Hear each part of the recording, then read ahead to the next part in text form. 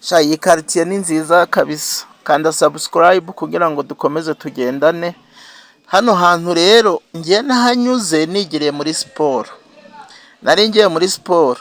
Ni ahantu hatuje, uhura n'imodoka nkeya, uhura na moto nkeya, namwe muri kubibona umwanya uhaciye ndi gukamera. Hano hantu nta modoka n'imwe duhuye nayo, ariko nanone hano hantu hashobora no kukuruhura mu bwonko. Uti gute rero hano hantu hashobora kukuruhura mu bwonko? Uretse urebe hano hantu iyo uhagaze ubona hasi hepfo aho bita mu Gihene.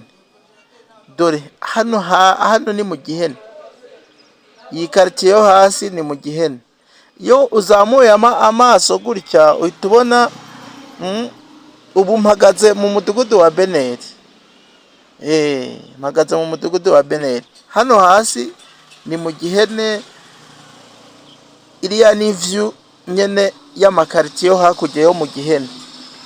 Abantu rero mutari muzi mu Gihene ahariho, mutazi ukuntu hasigaye hateye, mutazi uko umujyi usigaye uteye, ahangaha nari nibyukiye isaha ya 11:00, saa moya zingereraho ndimwo gushyushya umubiri.